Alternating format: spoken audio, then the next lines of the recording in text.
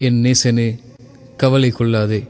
வழி தவறியவன் நேர்வழி தேடி அழைக்கும் அழைப்பிற்கு பதில் கொடுக்கும் இறைவன் உன்னோடு இருக்கும்போது கவலை கொள்ளாதே.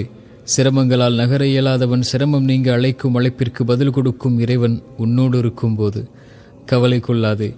தேவைகளுக்காக கரமின்றி துடிக்கும் ஒவ்வொரு மானுடனும் தன்னை அறியாமல் தன் தேவைகள் நீங்க அழைக்கும் அழைப்பிற்கு பதில் கொடுக்கும் இறைவன் உன்னோடு இருக்கும்போது கவலை கொள்ளாதே. நம்பிக்கை கொள்ள எவரும் இல்லாது நம்பிக்கை இழந்து வாழும் மனிதன் மீண்டும் நம்பிக்கை பெற அழைக்கும் அழைப்பிற்கு பதில் கொடுக்கும் இறைவன் உன்னோடு இருக்கும்போது என் நேசனே, உன் உள்ளம் உடைந்திருப்பதை அறிகிறேன். உன் கண்களின் கண்ணீரை பார்க்கிறேன். உன் தனிமை உன்னை வாட்டுவதை உணர்கிறேன்.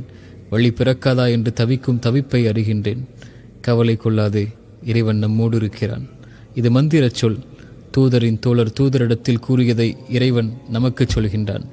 கவலை கொள்ளாதீர், இறைவன் நம்மோடு இருக்கின்றான்.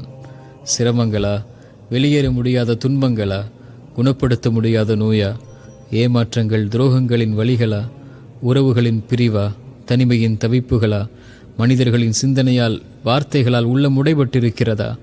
ஒரு முறை மீண்டும் இறந்த உள்ளத்தில் உயிர் பிறக்க உன் நெற்றியை அந்த இறைவனுக்கு முன்னால் பணிய வைத்து இந்த வார்த்தையை உங்கள் உயிருக்கு, உங்கள் உள்ளத்திற்கு கூறிப்பார்.